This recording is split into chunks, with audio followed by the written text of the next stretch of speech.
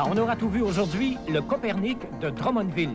On peut observer une galaxie qui est à 2-3 millions d'années-lumière. Rimouski, capitale nord-américaine du niveau de la mer. Ici, il n'y a presque pas de mouvement de la croûte terrestre. L'art de transformer un hélico en grue volante et de la piloter. Et finalement, un sage venu du Nord, le capitaine Guimond.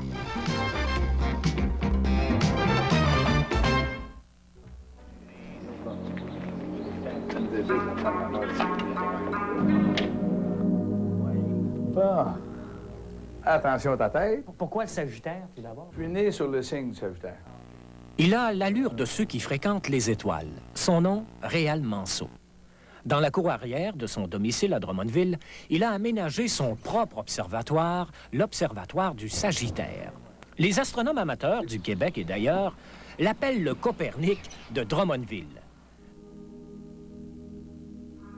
Grâce à son télescope, il bombarde du regard planètes, galaxies, nébuleuses situées à des années-lumière de son petit jardin. Réal voue à l'astronomie une passion quasi démesurée, à l'image de l'univers qu'il côtoie. Dans la même soirée d'observation, on peut observer une étoile, une galaxie. Bon, une étoile qui peut être à 2700 années-lumière. On peut observer une galaxie qui est à 2-3 millions d'années-lumière. Tu ressens vraiment ce sentiment-là que l'être humain est vraiment petit sur le globe terrestre. Autodidacte, il a tout construit jusqu'au système qui assure la rotation de sa bulle et de son télescope lorsqu'il pourchasse un corps céleste. Réal est la preuve qu'au royaume de la connaissance, la véritable noblesse est celle des esprits curieux.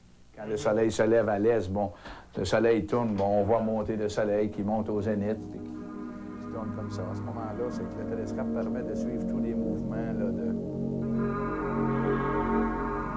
Curiosité, désir de savoir, ces qualités lui ont ouvert le ciel et la porte d'un petit paradis bien à lui dans son sous-sol. C'est là qu'il collectionne, c'est là qu'il expose.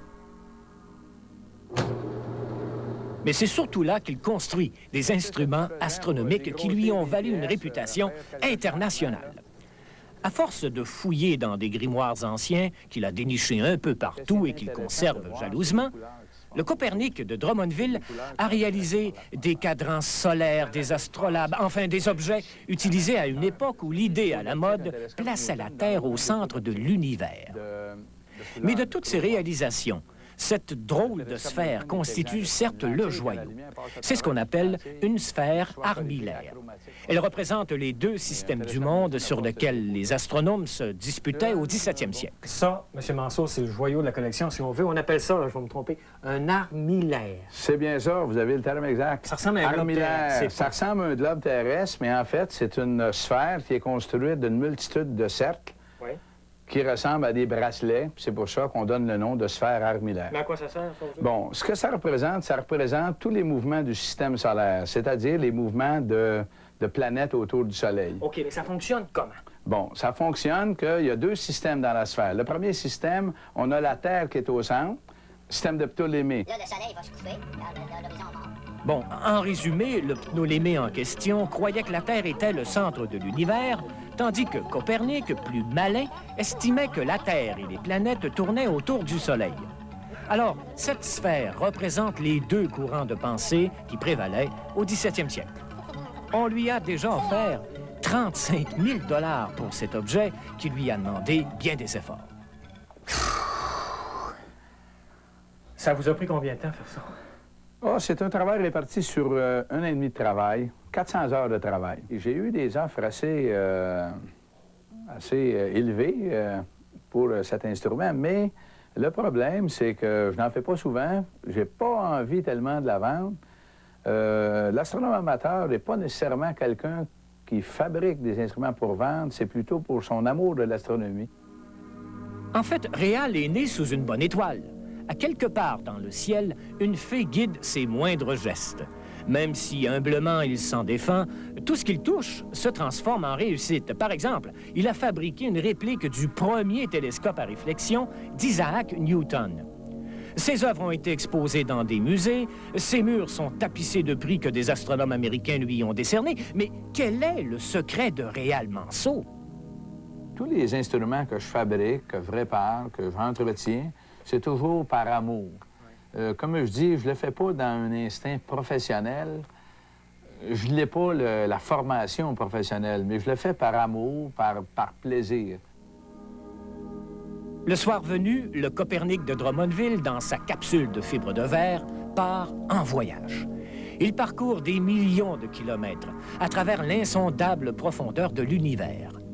Voyageur sans véritable destination, il erre à l'aventure au gré des signes lumineux qui lui montrent la voie céleste.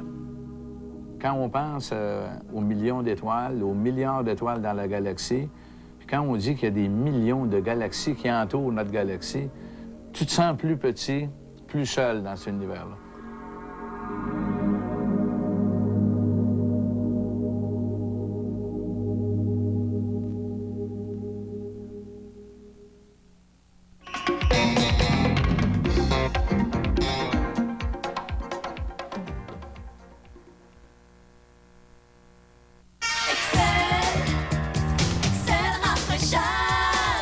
Excel, une sensation de fraîcheur unique qui vivifie votre haleine longtemps.